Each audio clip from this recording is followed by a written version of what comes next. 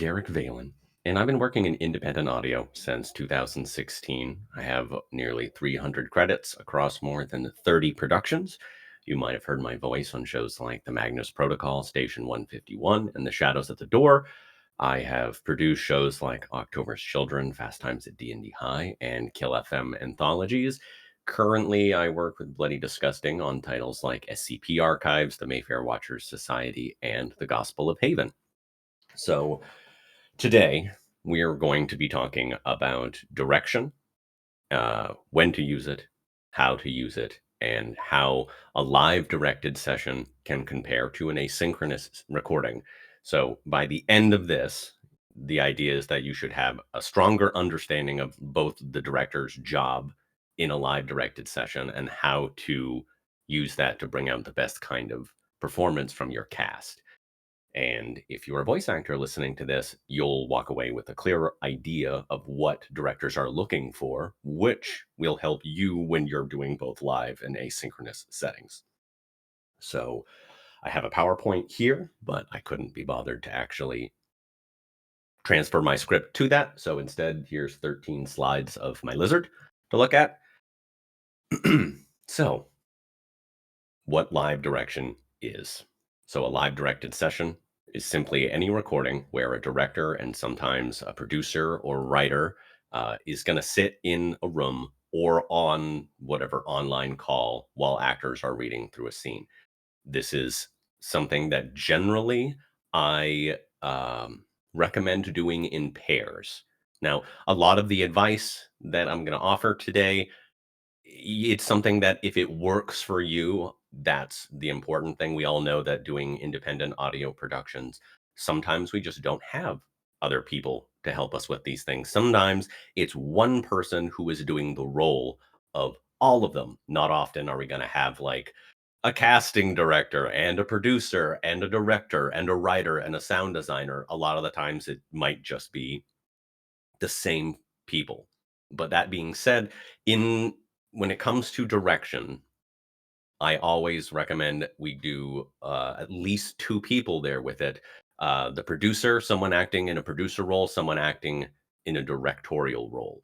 So the producer's lines, the producer's job is to keep track of all lines, make sure that any voices that are not in the scene are being covered, and make sure that everyone is reading things to the letter, while the director is there entirely to focus on performance, clarity, and emotional accuracy of the script.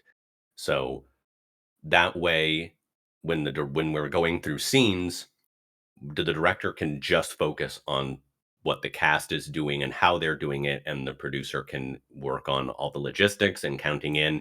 Usually, the director will be taking notes for it. I also recommend making sure that you leave that session with the takes written down that you want to use.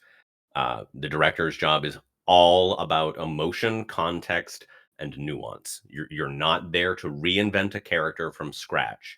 If character changes are needed, that should be something that should have happened back during casting, not during direction. That's one issue I see a lot of when looking at how people are directing and how these things are going, is that when you are casting somebody, that is the point where you're looking at how they are going to how they are going to portray the character. The director is looking for if this voice is something that they can work with, like whether or not listening to this voice is something that they think that they can get the right emotions out of.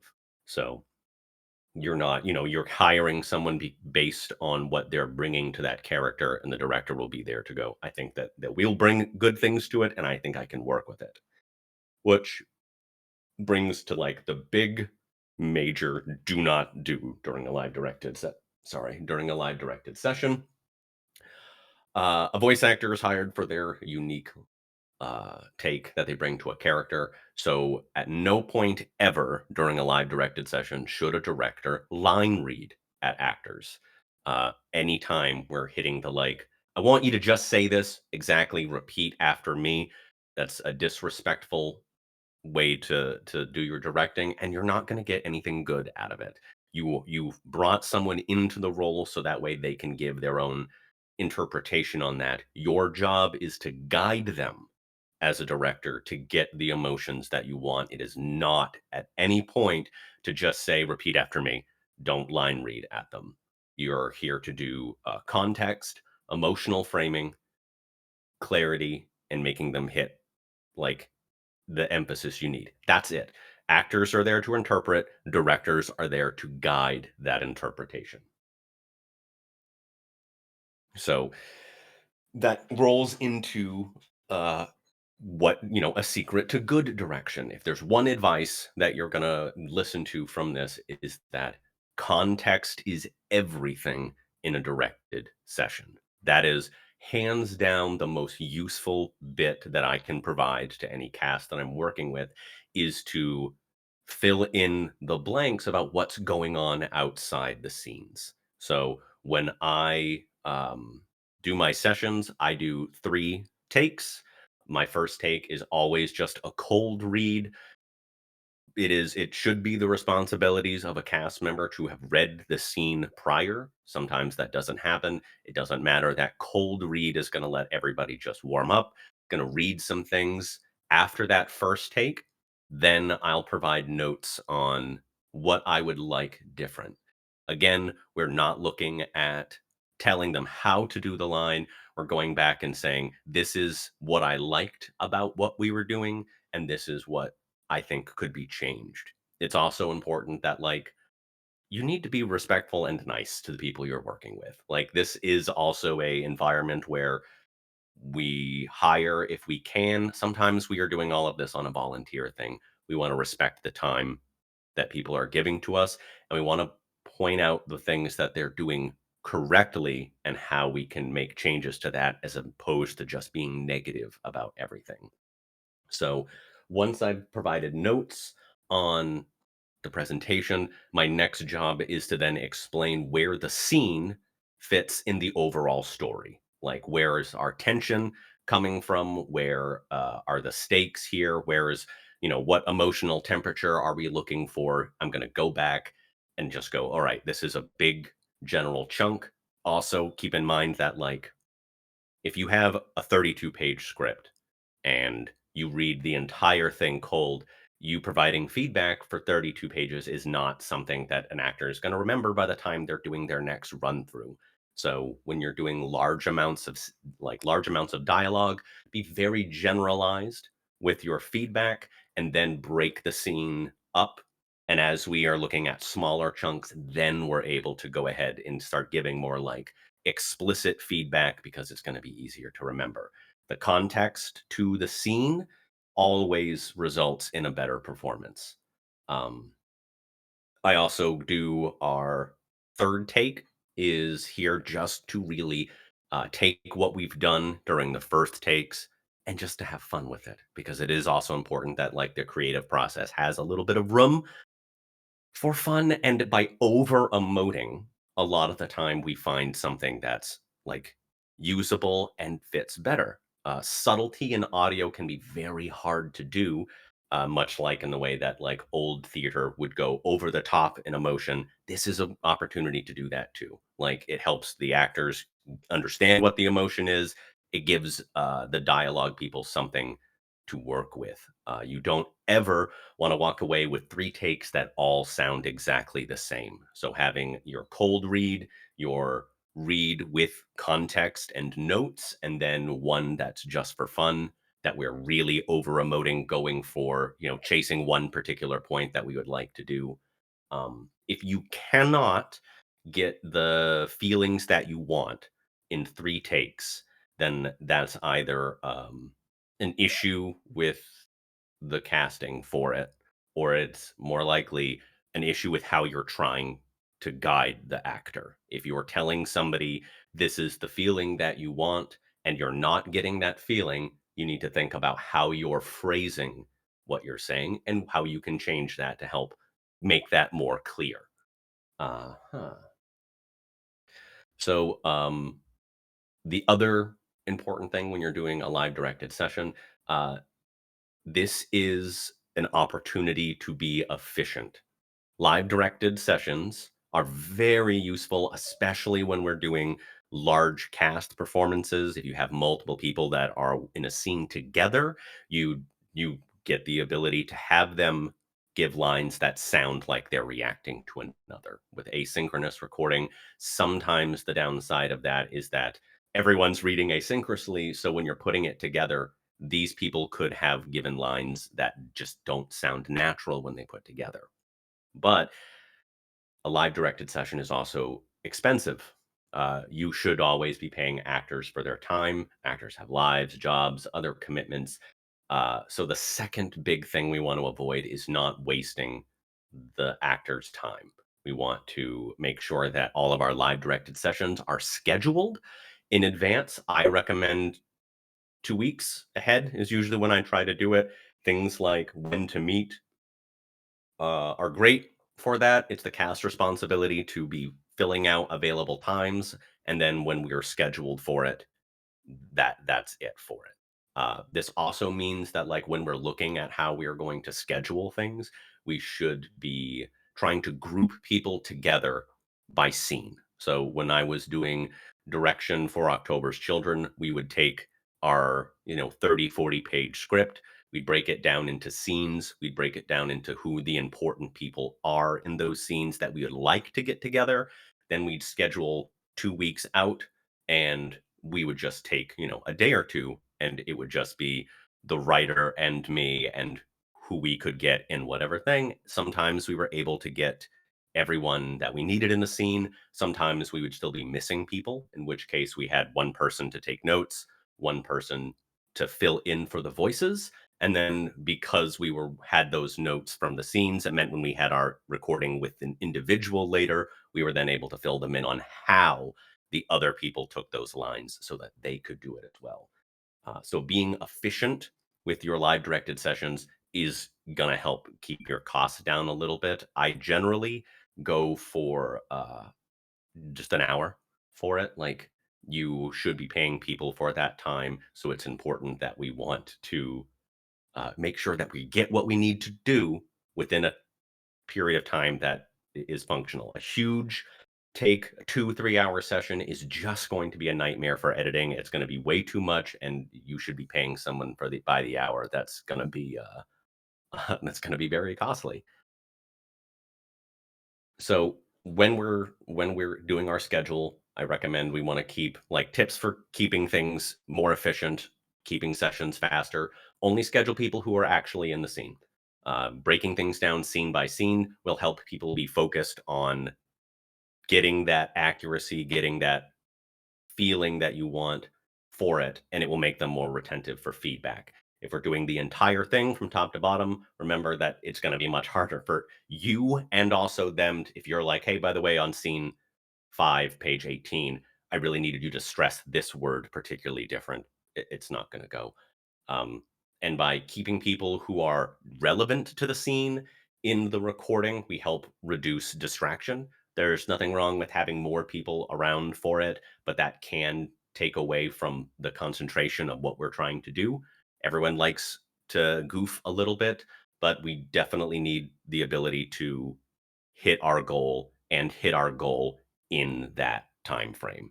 So we stick to our 3 takes, we do our warm up, we do our direction where we're going to give notes, and then we do fun takes with exaggerated bold exploratory feelings for it.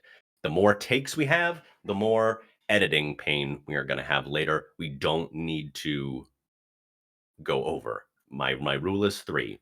If I don't get the feeling that I want, I will break that rule so that I can get that. But the idea is that if you're not getting the feelings within those amount of takes, you need to look at how you're explaining it and if you can change it so that way you get the feeling. What are you saying that you could change, right? You want different takes as well. 3 identical takes are a pointless thing. You want to have the direction where you get your feelings. You want to have the one where they get their opportunity to explore with it. That way, when you're doing dialogue later, or whether your dialogue editor is doing it later, they're not looking at, well, we only have one option for this character, and it's exactly like this. if you're an actor, if you're doing asynchronous recordings, try to keep that in mind as well. Like, you want to at the least give somebody different different emotions. Uh okay, yeah. Sorry, a question just popped up. I will yeah, okay. I will answer questions at the end of at the end of this thing. But yeah, you can ask questions. They'll be sent to me, and I'll get to whether or not I like giraffes when I finish with the chat thing. um, so where was I? Yes, yes. So our takes for things, we don't want identical takes for it. This is something that is important also when we go back to asynchronous thing. It's easy as an actor to go, oh, when in doubt, I'm just going to give more. Well, I mean, remember that when we're giving more, if they're similar takes, it's pointless. Like, if I'm doing a directed session and I get asynchronous dialogue and I look for and I have like 5 or 6 or 7 takes of something, I'm not listening to that. I'm listening to the first 3 and then everything else is getting deleted. Like, I'm not taking that time for it because that slows down the whole process. We all have, in order to keep the schedule that we need for releasing, we just need 3. If you are doing asynchronous and you do more than that, go back over and listen to if there actually is any different there. If somebody needs a different uh emotion or feeling of a take, they can reach out, and that's what pickups are for, especially during an asynchronous session. And we keep that when we're doing live stuff too, is we don't need to do a ton of things. I was the dialogue editor for everything. I was the sound designer. So I would be sitting in as like, I did the casting, I did the directing. I'm going to be the one who's sitting in and doing this later. I don't want 15 takes. That's too much. I want just 3 emotive things I can decide to go for. Either usually takes 2 or 3. That's fine. Um, Stay organized. I know, easier said than done, but like making sure that at the end of any session, everything is separate files, clearly marked. Like, the way we're doing is the more information that we're giving to our dialogue editor on what scenes that we want, what takes that we want, which feelings, that makes their job easier. Asynchronized recordings where someone has to go through and listen to 5 takes of one character and then decide based on no context what to go with, it's going to take so much more time. My favorite kinds of sessions to edit through are ones that are broken in by which date was the live session, which scene was it, what pages were the scene, and each take is a separate file. And then if I go through director notes, I can see it says, hey, this one is just use take 2, use take 3. Here's where pickups are. That means that when I'm editing everything together, I'm literally stacking clips on top of each other, making sure the clap matches up, hitting play, and then I can dialogue edit in real time as I go. It cuts my workload by over 50%. I highly suggest having a document where directors are keeping take notes for the rest of the production team, where we're organizing everything by scene, pages, and actors there. So the alternative for live synchronized session is, of course, that we do things async. Async is ideal for experienced actors. A lot of the people that I work with, this is something where like if you can trust your cast to be able to just give you the performance that you want, that's ideal for asynchronous recording. Veteran actors usually go very well with those things. It's easy thing to schedule because people can just do it on their own time. It has a much lower cost to it. You're not, you're giving other people the ability, and it's not going to take an hour for someone to do that. They can do it in a much shorter period of time. But the downside of that is that your takes are still capable of, like, it's entirely up to someone else. You can have widely different or similar takes. There'll be less immediate feedback for it. Remember that these things, like, even in a synchronous session, sometimes things are not handled immediately. When I'm doing dialogue editing for stuff, it's very possible that the takes that I'm using were recorded months ago. which means that if I'm getting around to making an episode and I'm noticing now that I need something different, I'm going to be asking someone who did this work like back in, last year, "Hey, do you remember this? I need you to do this a little bit different." It also is a you have a risk of just having inconsistent emotion, inconsistent pacing. Again, those are a lot of things that ideally you would want to correct in a live directed session. Pronunciation can also be an issue with that if you're doing an asynchronous thing. Having a pronunciation guide provided for you is helpful. If you hit a word wrong, you're not going to know about it until months down the line when someone's like, by the way, this is how we pronounce it. If you are a voice actor and you primarily do asynchronous because that's the way, um, you should still try to follow that same pattern. Do your live read, do your emotive read, and then give something with a much different extra thing and less specified, like specifically by cast. I think doing your recordings in A, B, C is better because ideally you want to be able to go, okay, this is the character that I'm reading. This is the interpretation I have of the scene. I'm going to read the whole thing from one end to the other. Then I'm going to go back and I'm going to change my interpretation and I'm going to do it again, having to try to keep that in mind where you do like AABB, giving like 5 takes of one line just means that like throughout the course of the entire scene, you're going to be a lot less emotionally consistent because you're trying to remember how you felt in previous things. Um, so my advice for any actors doing asynchronous recording, try to treat it exactly like a synchronous session. Read the script ahead of time. Ask yourself what your character is feeling, not just throughout the entire thing, but during each scene. Sometimes when I'm doing my dialogue, when I'm doing my stuff, I'm looking at this and I'm going, hey, what during this paragraph should I be feeling and how would I convey that? Remember that time is a lie. Record in whatever chunks you want. If you are having a hard time with doing a giant block of something, break it down. A good dialogue editor should be able to cut and move dialogue so that it all sounds like it's happening naturally and consistently. So don't stress about that. Prioritize clarity and diction always. If you are stammering through lines, that's a problem. If you're mumbling words and they're not clear, that's a problem. So do your clarity, your diction, emotion. That's it. Self monitor yourself for pacing, mumbling, rush lines. That's going to be all for you. That is the core of what I have here for it. I do see that we have some questions in it, which I love to see. Um, so I'll pause for a hot second. We'll go through I'll answer this and then I'll do my last little bit. So Jum Numbers 215 says, "Do I like giraffes? Take or leave them. Don't really care." Uh, the Broke Girl 08 says, "Lizard's name. This is Calla Lily. She is beautiful." Uh, Yes, good idea keeping notes on hand. Yes, I do like that too. I like to do my directed sessions where I'm on video. And I know that can be something that like is, more people are interested or not.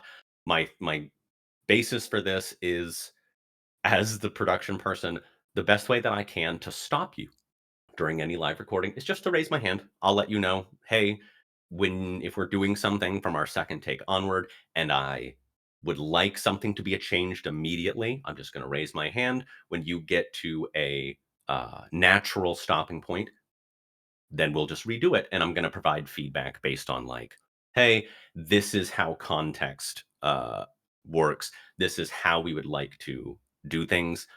I would strongly recommend when you, as a director, are thinking about this, like emotion is something we're always trying to get. Ask yourself what that means and follow the writing. Like when you ask someone to do something sad, how would you describe that if you weren't just saying, I want you to do it sadder?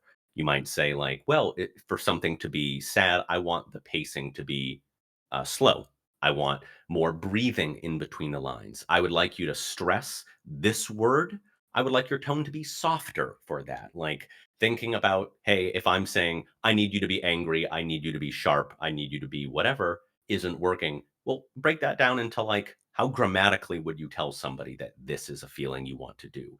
That information always works. I've never had an actor that wasn't, oh, yeah, sure, I can stress this word and say it soft. Thank you very much. Um, would you recommend pre-scheduling a re-record day for potential pickups in advance so the actors can all agree? No, I pickups are something that is usually fairly easy. If you're doing a live directed sorry, if you're doing a live directed session, the idea is that we're finishing it and that all pickups are just like, hey, I noticed you did this. Could you give me some pickups at the end of the file? If we do a synchronous session and then we find down the line that we need some pickups, it just that's something that should work on the actor's own time. um, Usually the pickups are not going to be extreme enough that they're going to warrant an additional session. For me, most of the time, I'm going to have a pickup in a live session is that there was peaking or something, or background noise or something that happened in the recording that I wasn't able to clean up. So I'm actually just going to be reaching out and saying, hey, there was a mic bump here. Could you please just redo this when you have a second? Thank you. How much should the writer be involved in how the director interprets the scene? That's a tremendous question. So when I was doing October's Children, the writer would be in there with me because the idea, like your writer and director can be the same person, like the producer and the editor can be the same person. Um, the idea is that your director is the person who is able to guide people with context. If in the case that we were going with me and Jake, is that I would provide a lot of the feedback in directorial terms, and the writer would go, oh, this is actually what's happening in the whole thing. This is what's going to happen in the next scene. This is where your character is going to go.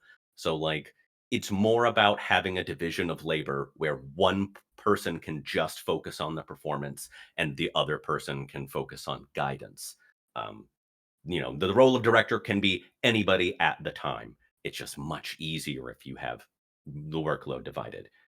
Um, how often do you have a script supervisor during recording sessions? Independently, like never. Like in the majority of the work that I've done, it's just been like, "Hey, it's just gonna be me or it's gonna be something else." So, like, I don't think I've ever had a script supervisor in for things. Um, when I was doing stuff for Magnus Protocol, that we absolutely had that stuff. With, Bloody Disgusting, we had that stuff. Usually, the more like something is like a networked show, you might have, like, actual involvement from parties because they can afford to have multiple parties for it. But for an independent thing, your script supervisor might be your writer, might be your voice actor, might be your composer. There's no issue with how many people are going to be in that on the production side, as long as all the roles are understood ahead of time.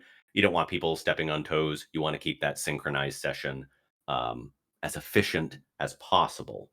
So, however many people or however many roles that works for you, that that's the thing. Um, let's see. Yes. So that is essentially the core of everything. Like my recommendation for um directors is provide context, be efficient. That makes better live direction. Give actors the information they need, respect their time, keep things organized, and your performances are going to be better. Your overall like scheduling is going to be better. The best podcast is one that exists. So having consistent releases on episodes, that's how we're building an audience. And in order to hit those things, the point is that we're able to like have these sessions nailed out. We can still have fun with everything. It might sound a little bit like robotic. No, have it all organized, have it all optimized. It's going to be way easier for things.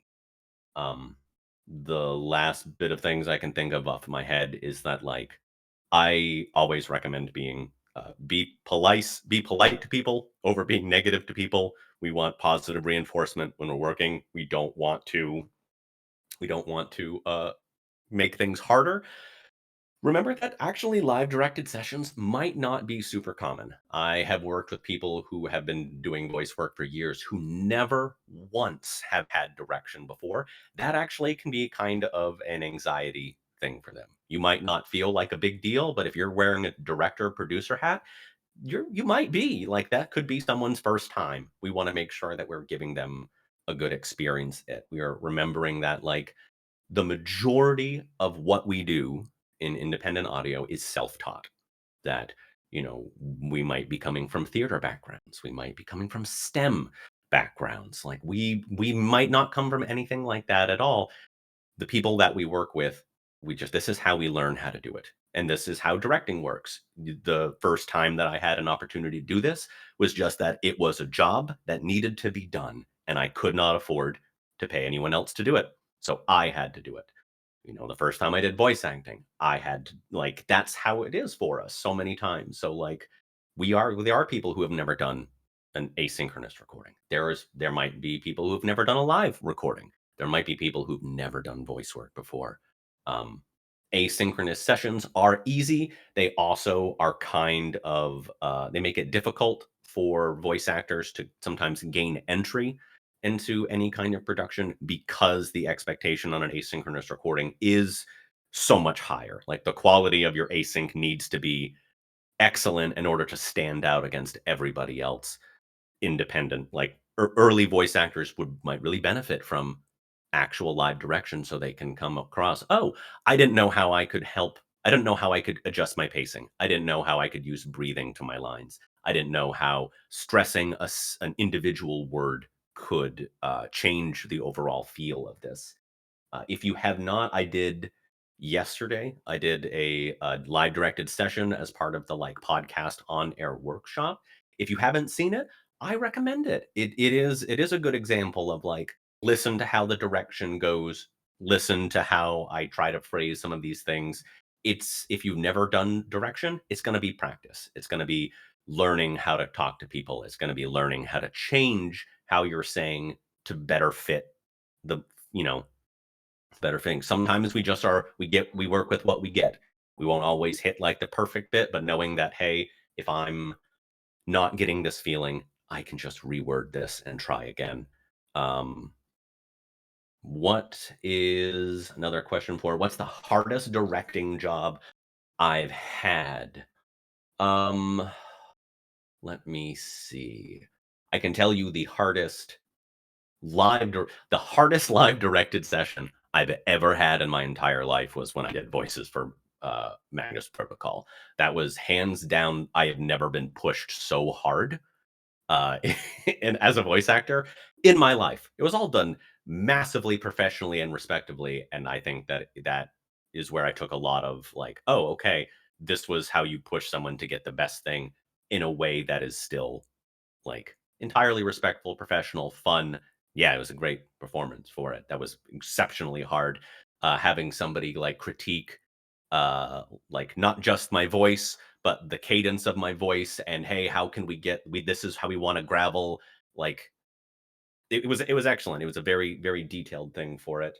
The hardest one that I've ever had to do, I think, was probably early October's Children. When we were first getting this, we did have some people that were um, just not giving us some things.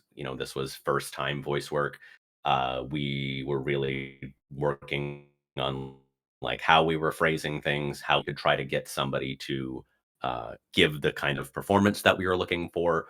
The hard bit about it was just at the end of the day, we couldn't like we just were not able to get the feelings we wanted from it. We had to end up going with recasting for that. But like that was a very eye-opening moment thinking about like, okay, some people might not have ever done this. How can we be better at training and getting feelings across and getting emotion? Because saying, hey, I want you to be angry doesn't work. So I need to say, I want you to start slow. I want you to increase the pace of your reading as you go. I want you to stress these words very sharply. And this is how you're feeling during this one particular.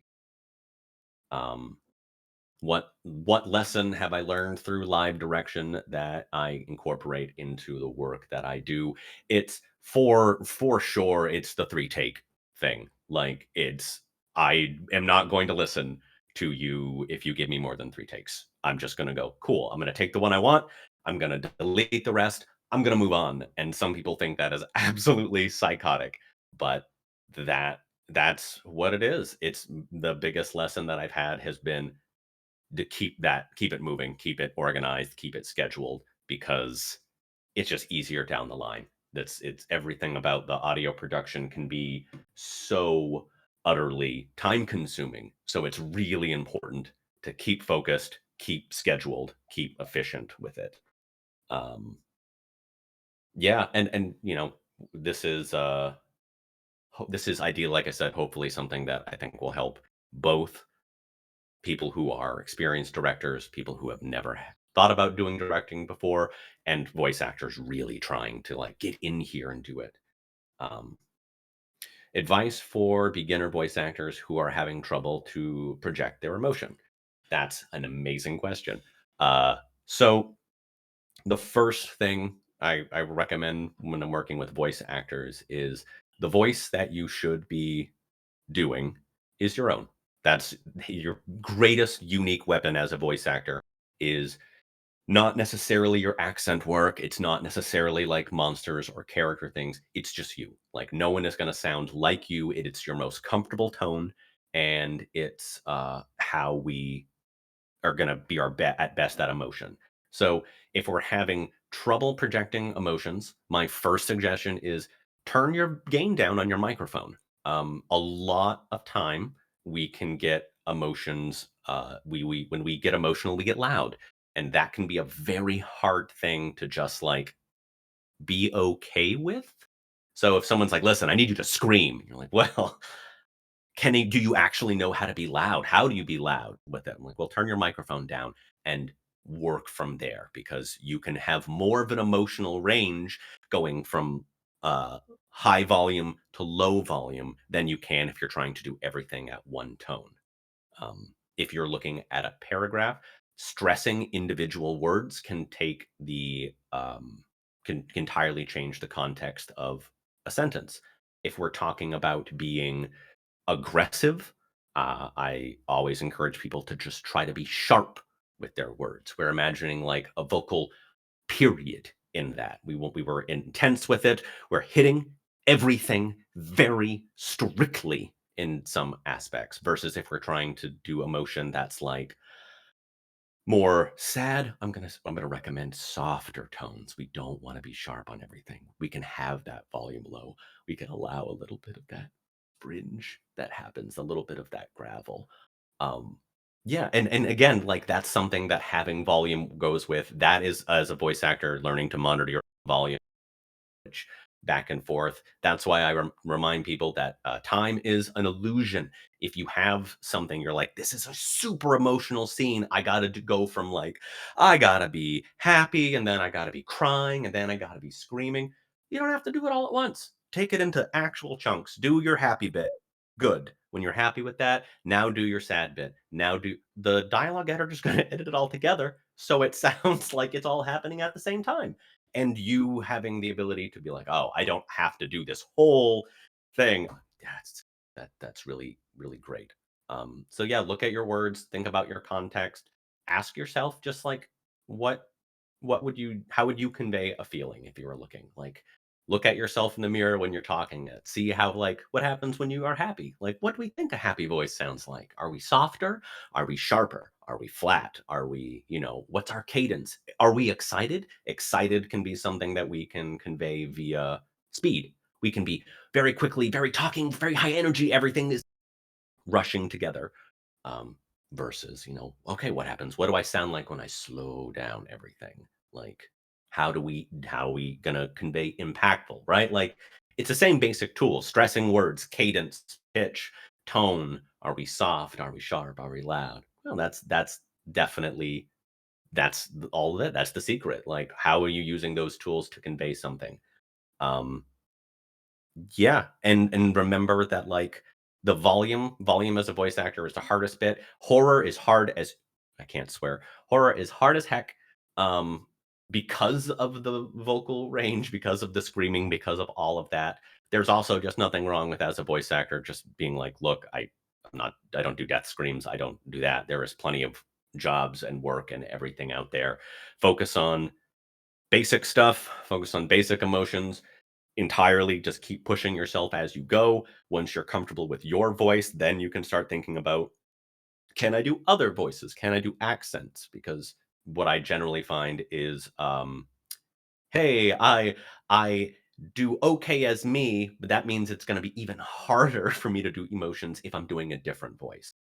Um, yeah, and also your accent is beautiful. That's don't worry about like, you know, if somebody is looking for someone with an accent, always we want to find a native speaker for that. Really just showcasing, you're just like, hey, this is my accent, this is my voice. There's a production out there for it.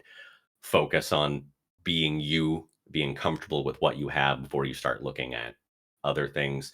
Uh, Cringing when you hear yourself talk is very common. I used to do it all the time too.